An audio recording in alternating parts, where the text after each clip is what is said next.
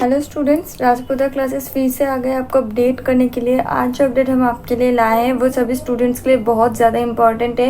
ये national education policy को लेके है, तो वीडियो को आप अंत तक ज़रूर देखिएगा एंड वीडियो को लाइक एंड शेयर ज़रूर कीजिएगा। चैनल में पहली बार आए हैं तो चैनल को सब्सक्राइब ज़रूर कीजिएगा। तो चलिए आ जाते हैं अपने मेन टॉपिक पे।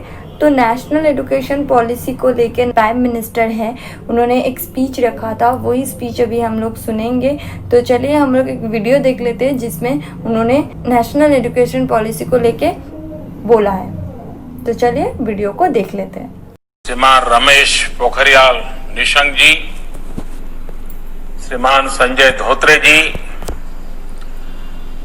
नेशनल एजुकेशन पॉलिसी राष्ट्रीय शिक्षा नीति में बहुत महत्वपूर्ण भूमिका निभाने वाले देश के जाने माने वैज्ञानिक डॉक्टर कस्तूरीरंगन जी और उनकी टीम, इस सम्मेलन में भाग ले रहे वाइस चांसलर्स,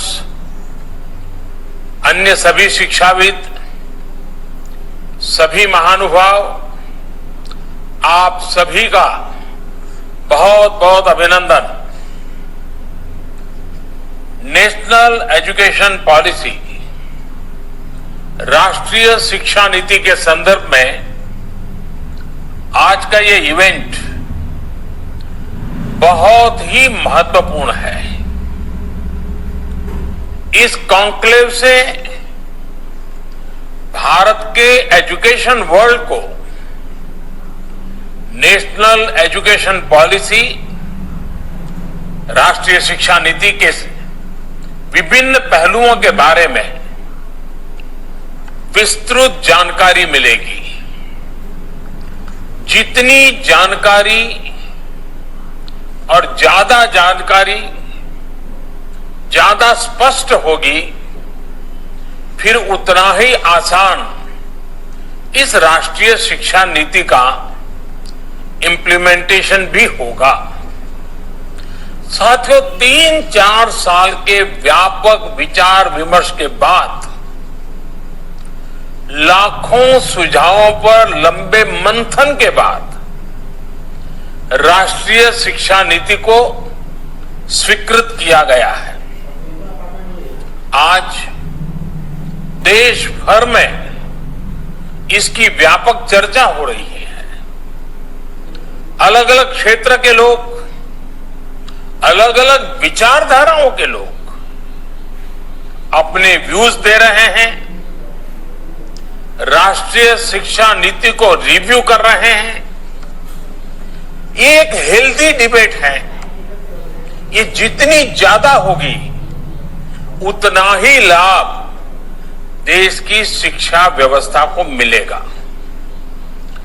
ये भी खुशी की बात है कि राष्ट्रीय शिक्षा नीति आने के बाद देश के किसी भी क्षेत्र से, किसी भी वर्ग से ये बात नहीं उठी कि इसमें किसी तरह का बायस है या किसी एक तरफा कोई झुकाव है।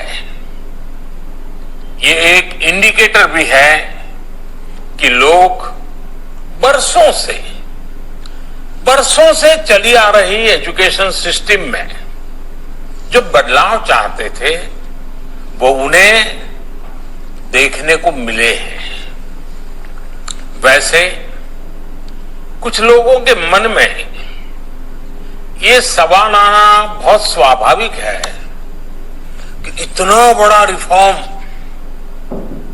कागज पर तो कर दिया, लेकिन इसे जमीन पर कैसे उतारा जाएगा। यानी अब सबकी निगाहें इसके इंप्लीमेंटेशन की तरफ है। इस चैलेंज को देखते हुए व्यवस्थाओं को बनाने में जहां कहीं कुछ सुधार की आवश्यकता है, वो हमें सबको मिलकर के करना है और करना ही है।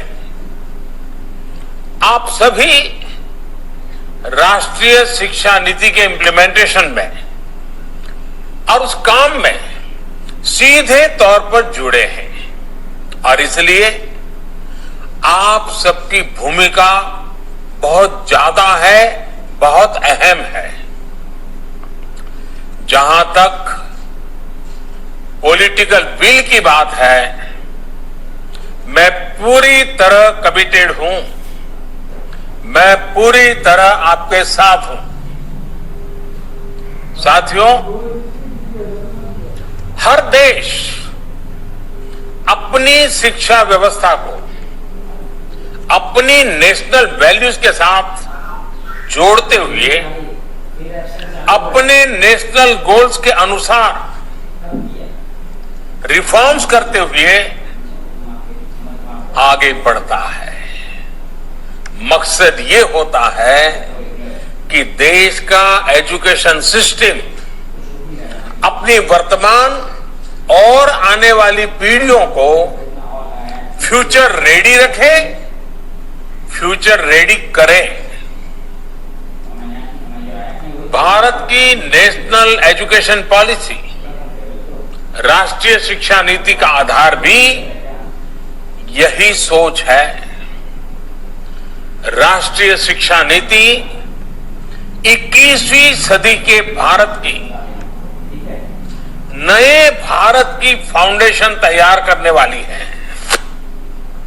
21वीं सदी के भारत को हमारे युवाओं और हमारे युवाओं को जिस तरह की एजुकेशन की जरूरत है, जैसी स्किल्स चाहिए, राष्ट्रीय शिक्षा नीति पर इन बातों पर विशेष फोकस है। भारत को ताकतवर बनाने के लिए, विकास की नई ऊंचाई पर पहुंचाने के लिए भारत के नागरिकों को और सशक्त करने के लिए उन्हें ज्यादा से ज्यादा अवसरों के उपयुक्त बनाने के लिए इस एजुकेशन पॉलिसी में खास जोर दिया गया है। जब भारत का स्टूडेंट, चाहे वो नर्सरी में हो या फिर कॉलेज में साइंटिफिक तरीके से पढ़ेगा, तेजी से बदलते हुए समय और तेजी से बदलती जरूरतों के हिसाब से पढ़ेगा, तो वो नेशन बिल्डिंग में कंस्ट्रक्टिव भूमिका निभा पाएगा। साथियों, बीते अनेक वर्षों से हमारे एजुकेशन सिस्टम में बड़े बदलाव नहीं हुए थे। परिणाम ये हुआ कि हमारे समाज में क्यूरोसिटी और इमेजिनेशन की वैल्यूज को प्रमोट करने के बजाय भेड़ चाल को ही प्रोत्साहन मिलने लगा था। कभी डॉक्टर बनने के लिए होड़ लगी, कभी इंजीनियर बनाने की होड़ लगी, कभी वकील बनाने की होड़ लगी। इंटरेस्ट, एबिलिटी और डिमांड की मैपिंग किए बिना होड़ लगाने की प्रवृत्ति से एजुकेशन को बाहर निकालना जरूरी था। हमारे स्टूडेंट्स में, हमारे युवाओं में क्रिटिकल थिंकिंग और इनोवेटिव थिंकिंग विकसित कैसे हो सकती है, जब तक हमारी शिक्षा में पैशन ना हो, फिलॉसफी ऑफ एजुकेशन ना हो, पर्पज ऑफ एजुकेशन ना हो। साथियों, आज गुरुवर रविंद्रनाथ ठाकुर की पुण्यतिथि भी है। वो कहते थे, उच्चतम शिक्षा वो है जो हमें सिर्फ जानकारी नहीं देती, बल्कि हमारे जीवन को समस्त अस्तित्व के साथ सद्भाव में लाती है। निश्चित तौर पर राष्ट्रीय शिक्षा नीति का बृहद लक्ष्य इसी से जुड़ा है। इसके लिए टुकड़ों में सोचने के बजाय एक होलिस्टिक अप्रोच की जरूरत थी, जिसको सामने रखने में राष्ट्रीय शिक्षा नीति सफल रही है।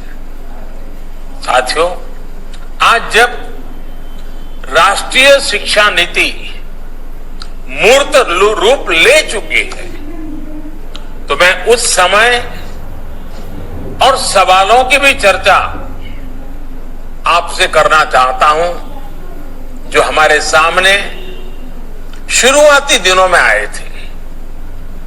उस समय जो दो सबसे बड़े सवाल थे वो यही थे कि क्या हमारी शिक्षा व्यवस्था हमारे युवाओं को क्रिएटिव, क्यूरियोसिटी और कमिटमेंट ड्रिवन लाइफ के लिए मोटिवेट करती है। आप लोग इस क्षेत्र में इतने वर्षों से हैं, आपने अपना जीवन शिक्षा के लिए खपा दिया है, समर्पित किया है। आप लोग इसका जवाब बेहतर जानते हैं।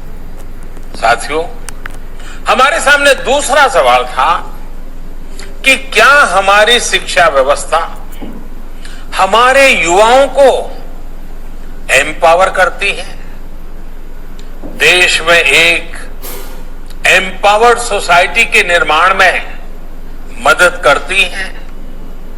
आप सब इन सवालों से भी परिचित हैं और जवाबों से भी भली भांति परिचित हैं। साथियों, आज मुझे संतोष है कि भारत की नेशनल एजुकेशन पॉलिसी, राष्ट्रीय शिक्षा नीति को बनाते समय इन सवालों पर गंभीरता से काम किया गया। साथियों, बदलते समय के साथ एक नई विश्व व्यवस्था, एक नए रंग रूप और व्यवस्थाओं में बदलाव, एक नई विश्व व्यवस्था खड़ी हो रही है। एक नया ग्लोबल स्टैंडर्ड भी तय हो रहा है। इसके हिसाब से भारत का एजुकेशन सिस्टम खुद में बदलाव करे, ये भी किया जाना बहुत जरूरी था। स्कूल करिकुलम के 10+2 स्ट्रक्चर से आगे बढ़कर अब 5+3+3+4 करिकुलम का स्ट्रक्चर देना इसी दिशा में एक कदम है। हमें अपने स्टूडेंट्स को ग्लोबल सिटीजन भी बनाना है और इसका भी ध्यान रखना है कि वे ग्लोबल सिटीजन तो बने, लेकिन साथ साथ अपनी जड़ों से भी जुड़े रहें। जड़ से लेकर के जग तक, मनुष्य से मानवता तक, अतीत से आधुनिकता तक सभी बिंदुओं का समावेश करते हुए इस राष्ट्रीय शिक्षा नीति का स्वरूप तय किया गया है। साथियों, इस बात में कोई विवाद नहीं है कि बच्चों के घर की बोली और स्कूल में पढ़ाई की भाषा एक ही होने से बच्चों के सीखने की गति बेहतर होती है। ये एक बहुत बड़ी वजह है जिसकी वजह से जहां तक संभव हो 5th क्लास तक बच्चों को उनकी मातृभाषा में ही पढ़ाने पर सहमति दी गई है। इससे बच्चों को और बच्चों की नींव तो मजबूत होगी ही, उनके आगे की पढ़ाई के लिए भी उनका बेस और मजबूत होगा। साथियों, अभी तक जो हमारी शिक्षा व्यवस्था है उसमें व्हाट टू थिंक, मैं बहुत जिम्मेवारी से बोल रहा हूं, व्हाट टू थिंक पर फोकस रहा है, जबकि इस शिक्षा नीति में हाउ टू थिंक उस पर बल दिया जा रहा है। ये मैं इसलिए कह रहा हूं कि आज जिस दौर में हम, और ये दौर ऐसा है जहां इंफॉर्मेशन और कंटेंट की कोई कमी नहीं है, एक प्रकार से बाढ़ आई हुई है। हर प्रकार की जानकारी आपके मोबाइल फोन पर अवेलेबल है। जरूरी ये है कि कौन सी जानकारी हासिल करनी है, क्या पढ़ना है। इस बात को ध्यान में रखकर ही राष्ट्रीय शिक्षा नीति में प्रयास किया गया है कि जो पढ़ाई के लिए लंबा चौड़ा सिलेबस होता है, ढेर सारी किताबें होती हैं, उसकी अनिवार्यता को कम किया जाए। अब कोशिश ये है कि बच्चों को सीखने के लिए inquiry based, discovery based, discussion based और एनालिसिस बेस्ड तरीकों पर जोर दिया जाए। इससे बच्चों में सीखने की ललक बढ़ेगी और उनके क्लास में उनका पार्टिसिपेशन भी बढ़ेगा। साथियों, हर विद्यार्थी को, स्टूडेंट को यह अवसर मिलना ही चाहिए कि वो अपने पैशन को फॉलो करे। वो अपनी सुविधा और जरूरत के हिसाब से किसी डिग्री या कोई कोर्स को फॉलो कर सके और अगर उसका मन करे तो वो छोड़ भी सके। अक्सर ऐसा होता है कि कोई कोर्स करने के बाद स्टूडेंट जब जॉब के लिए जाता है तो उसे पता चलता है कि जो उसने पढ़ा है वो जॉब की रिक्वायरमेंट को पूरा नहीं करता। कई स्टूडेंट को अलग अलग वजहों के से बीच में ही कोर्स छोड़कर जॉब करनी पड़ती है। ऐसे सभी स्टूडेंट्स की जरूरतों का ख्याल रखते हुए मल्टीपल एंट्री एग्जिट का ऑप्शन दिया गया है। अब स्टूडेंट वापस अपने कोर्स से जुड़कर अपनी जॉब रिक्वायरमेंट के हिसाब से ज्यादा इफेक्टिव तरीके से पढ़ाई कर सकता है, लर्न कर सकता है। इसका एक और एस्पेक्ट है, जब स्टूडेंट्स को यह भी स्वतंत्रता होगी कि अगर वो कोई कोर्स बीच में छोड़कर दूसरे कोर्स में प्रवेश लेना चाहे तो वो कर सकते हैं। इसके लिए वो पहले कोर्स से एक निश्चित समय तक ब्रेक ले सकते हैं और दूसरा कोर्स ज्वाइन कर सकते हैं। हायर एजुकेशन को स्ट्रीम से मुक्त कर दें। मल्टीपल एंट्री और एग्जिट क्रेडिट बैंक के पीछे यही एक बहुत लंबे दूर की सोच के साथ हम आगे आए हैं। हम उस एरा की तरफ बढ़ रहे हैं जहां कोई व्यक्ति जीवन भर किसी एक प्रोफेशन में ही नहीं टिका रहेगा। बदलाव निश्चित है, मान के चलिए, और इसके लिए उसे निरंतर खुद को रिस्किल और अपस्किल करते रहना ही होगा। नेशनल एजुकेशन पॉलिसी, राष्ट्रीय शिक्षा नीति में इसका भी बारीकी से ध्यान रखा गया है। साथियों, किसी भी देश के विकास में एक बड़ी भूमिका रहती है समाज के हर तबके की गरिमा, उसकी डिग्निटी, समाज का कोई व्यक्ति कोई भी काम करता हो, कोई निम्न नहीं होता है। हमें ये सोचना चाहिए कि भारत जैसे सांस्कृतिक से समृद्ध रहे देश में ये बुराई कहां से आई? ऊंच नीच का भाव, मेहनत मजदूरी करने वालों के प्रति हीन भाव, इस प्रकार की विकृति हमारे अंदर कैसे घर कर गई? इसकी एक बड़ी वजह रही है कि हमारी एजुकेशन का समाज के इस तबके के साथ एक डिस्कनेक्ट रहा। जब गांवों में जाएंगे, किसान को, श्रमिकों को, मजदूरों को काम करते देखेंगे, तभी तो उनके बारे में जान पाएंगे, उन्हें समझ पाएंगे वो कितना बड़ा योगदान कर रहे हैं।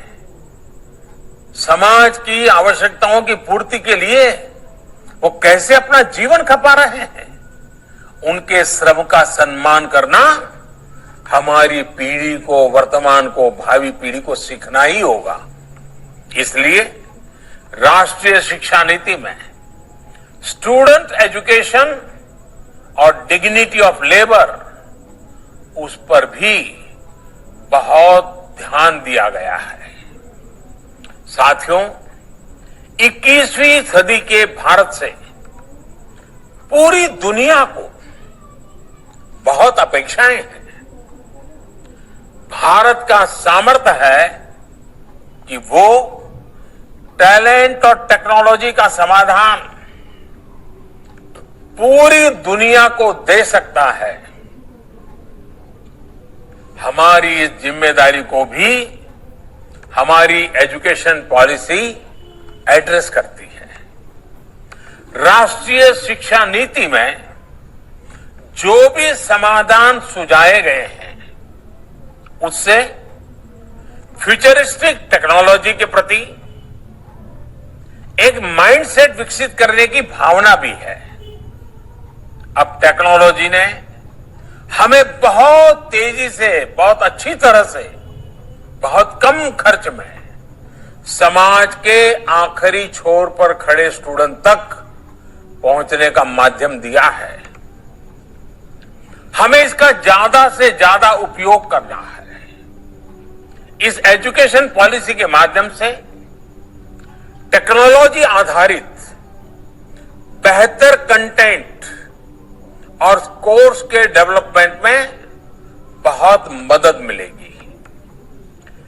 बेसिक कंप्यूटिंग पर बल हो, कोडिंग पर फोकस हो, या फिर रिसर्च पर ज्यादा जोर, ये सिर्फ एजुकेशन सिस्टम ही नहीं बल्कि पूरे समाज की अप्रोच को बदलने का माध्यम बन सकता है।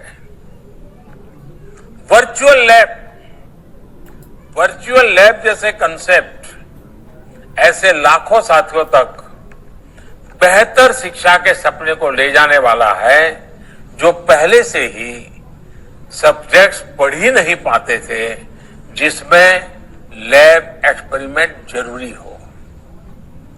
नेशनल एजुकेशन पॉलिसी, राष्ट्रीय शिक्षा नीति हमारे देश में रिसर्च और एजुकेशन के गैप को खत्म करने में भी अहम भूमिका निभाने वाली है। साथियों, जब इंस्टीट्यूशंस और इंफ्रास्ट्रक्चर में ये रिफॉर्म्स रिफ्लेक्ट होंगे, तभी राष्ट्रीय शिक्षा नीति को अधिक प्रभावी और त्वरित गति से इंप्लीमेंट किया जा सकेगा। आज समय की मांग है कि इनोवेशन और एडॉप्शन की जो वैल्यूज हम समाज में निर्मित करना चाहते हैं, वो खुद हमारे देश के इंस्टीट्यूशन से शुरू होनी चाहिए, और जिसका नेतृत्व आप सबके पास है। जब हम एजुकेशन और विशेष हायर एजुकेशन को एम्पावर्ड सोसाइटी के निर्माता के रूप में खड़ा करना चाहते हैं तो इसके लिए हायर एजुकेशन इंस्टीट्यूशंस को भी एम्पावर करना जरूरी है। और मैं जानता हूं जैसे ही इंस्टीट्यूशंस को एम्पावर करने की बात आती है तो उसके साथ ही एक और शब्द चला आता है, और वो शब्द आप बड़ी बात ही जानते हैं। वो शब्द क्या है? ऑटोनॉमी। ऑटोनॉमी। आप भी जानते हैं कि ऑटोनॉमी को लेकर हमारे यहां दो तरह के मत पूरे देश में प्रवर्तमान है। एक कहता है कि सब कुछ सरकारी नियंत्रण से पूरी सख्ती से चलना चाहिए, तो दूसरा कहता है कि सभी संस्थानों को बाय डिफॉल्ट ऑटोनॉमी मिलनी चाहिए। पहली अप्रोच में नॉन गवर्नमेंट संस्थानों के प्रति मिसट्रस्ट दिखता है, तो दूसरी अप्रोच में ऑटोनॉमी को एंटाइटलमेंट के रूप में भी ट्रीट किया जाता है। गुड क्वालिटी एजुकेशन का रास्ता इन दोनों के बीच में से ही निकलता है, दोनों मतों के मध्य से ही निकलता है।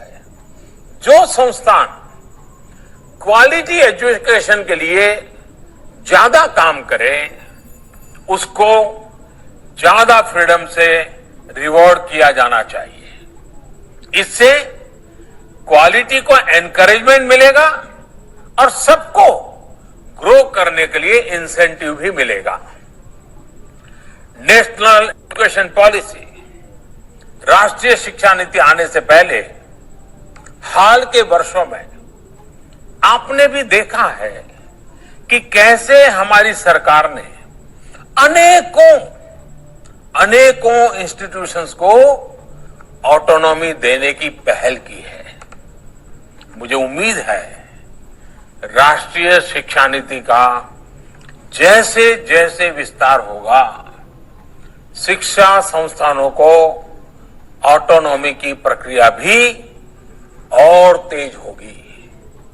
साथियों, देश के पूर्व राष्ट्रपति महान वैज्ञानिक डॉक्टर एपीजे अब्दुल कलाम कहा करते थे, the purpose of education is to make good human beings with skill and expertise. Enlightened human beings can be created by teachers. वाकई शिक्षा व्यवस्था में बदलाव देश को अच्छे स्टूडेंट्स, अच्छे प्रोफेशनल्स और उत्तम नागरिक देने का बहुत बड़ा माध्यम आप सभी हैं। आप सभी टीचर्स ही हैं, प्रोफेसर्स ही हैं। शिक्षा जगत से जुड़े आप ही लोग इस काम को करते हैं और कर सकते हैं। इसलिए नेशनल एजुकेशन पॉलिसी, राष्ट्रीय शिक्षा नीति में डिग्निटी ऑफ टीचर्स का भी ध्यान रखा गया है। एक प्रयास ये भी है कि भारत का जो टैलेंट है वो भारत में ही रहकर आने वाली पीढ़ियों का विकास करे। राष्ट्रीय शिक्षा नीति में टीचर ट्रेनिंग पर बहुत जोर है। वो अपनी स्किल्स लगातार अपडेट करते रहें, इस पर बहुत जोर है। I believe when a teacher learns, a nation leads। साथियों, नेशनल एजुकेशन पॉलिसी, राष्ट्रीय शिक्षा नीति को अमल में लाने के लिए हम सभी को एक साथ संकल्पबद्ध होकर काम करना है। यहां से universities, colleges, school education boards, अलग अलग स्टेट्स, अलग अलग स्टेक होल्डर्स के साथ संवाद और समन्वय का नया दौर शुरू होने वाला है। आप सभी साथी, क्योंकि हायर एजुकेशन के सबसे शीर्ष संस्थानों के शीर्ष में है, तो आपकी जिम्मेदारी ज्यादा है। मेरा आग्रह है कि राष्ट्रीय शिक्षा नीति पर लगातार वेबिनार करते रहिए, डिस्कशंस करते रहिए, नीति के लिए रणनीति बनाइए, रणनीति के को लागू करने के लिए रोड मैप बनाइए, रोड मैप के साथ टाइमलाइन जोड़िए, उसको इंप्लीमेंट करने के लिए रिसोर्सेज, ह्यूमन रिसोर्सेज, इस सबको जोड़ने की योजना बनाइए।